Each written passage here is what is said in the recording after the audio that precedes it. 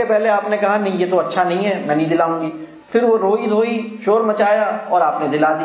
تو آپ نے اس کو یہ سکھایا ہے کہ بیٹا جب بات پیار سے اور ٹھیک طریقے سے کہنے سے کام نہ بنے تو رونا دھونا شروع کر دیا کرو. دنیا میں بہت سے کام رونے دھونے سے صحیح ہوتے ہیں. ہمارے معاشرے میں بہت سے لوگ ایسے ہیں جو رونا دھونا کر کے دنیا میں اپنی بات منواتے ہیں. یہ لوگ کیوں ایسے بنے؟ اگر کوئی چیز ایسی ہے جو اس کے لیے مفید نہیں ہے تو اس کو نہیں دلائیے، چاہے پیسے ہوں چاہے وہ سستی ہو. بہت سے لوگوں کا پرابلم یہ ہے کہ وہ چیز جو سستی ہے وہ دلا دیتے ہیں، وہ چیز جو ہم افورڈ کر سکتے ہیں وہ ہم دلا دیں گے، تھوڑی دیر کے لیے ٹالیں گے، تھوڑی دیر کے بعد دلا دیں گے.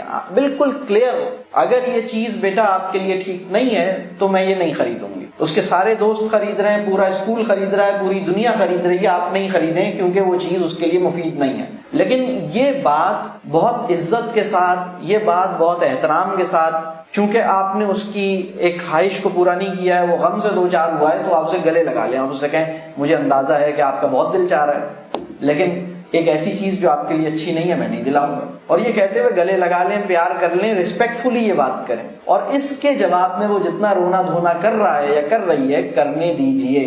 2 دفعہ ہوگا یہ کام، صرف 2 دفعہ. اس کے بعد اسے یہ سمجھ آ جائے گا کہ میری ماں اگر کسی بات کے لیے مجھے منع کرتی ہے تو پہلی بات تو یہ ہے کہ اس کے پیچھے کوئی حکمت اور وجہ ہوتی ہے. ہم جس بات کے لیے اسے منع کریں اس کے پیچھے کوئی حکمت، کوئی اصول، کوئی وجہ ہونی چاہیے. دوسری بات، ایک دفعہ جب اس بات کے لیے منع کر دیا ہے تو میں روؤں یا شور کروں، وہ نو یس میں نہیں تبدیل ہوگی. یعنی 2 گھنٹے پہلے آپ نے کہا نہیں یہ تو اچھا نہیں ہے، میں نہیں دلاؤں گی، پھر وہ روئی دھوئی شور مچایا اور آپ نے دلا دی.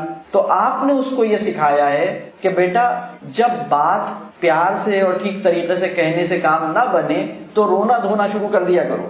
دنیا میں بہت سے کام رونے دھونے سے صحیح ہوتے ہیں. ہمارے معاشرے میں بہت سے لوگ ایسے ہیں جو رونا دھونا کر کے دنیا میں اپنی بات منواتے ہیں. یہ لوگ کیوں ایسے بنے؟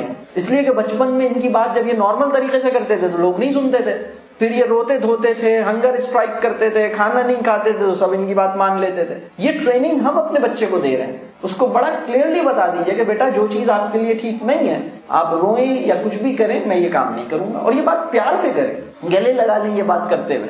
جتنے پیار سے یہ بات کہہ سکتے ہیں وہ کریں اور بتائیں کہ ہاں مجھے احساس ہو رہا ہے کہ آپ کو تکلیف ہو رہی ہے لیکن کوئی بات نہیں، یہ آپ کے فائدے کے لیے. لیکن اگر وہ چیز ایسی ہے جو اس کے لیے مفید ہے تو اس سے نہیں روکیں اسے. میں تو اکثر کہتا ہوں کہ آپ شاپنگ سینٹرز میں بچوں کو نہیں لے کے جائیں، کیونکہ یہ جو شاپنگ سینٹرز ہیں یہ اس طرح ڈیزائن کیے گئے ہیں کہ آپ کی عمر کا آدمی بھی اپنے نفس پہ قابو نہیں پائے گا. آپ کی عمر کا انسان بھی، اس میں جو بڑے بڑے بل بورڈز لگے ہوئے ہیں نا، آپ گئے تھے صرف 2 کلو آلو خریدنے اور واپسی پہ آپ جوتے اور کپڑے بھی خرید کے آ گئے ہیں. آپ گئے تھے بازار میں تیل خریدنے اور واپسی پہ آپ تھیلے بھر کے لے کر آ رہے ہیں.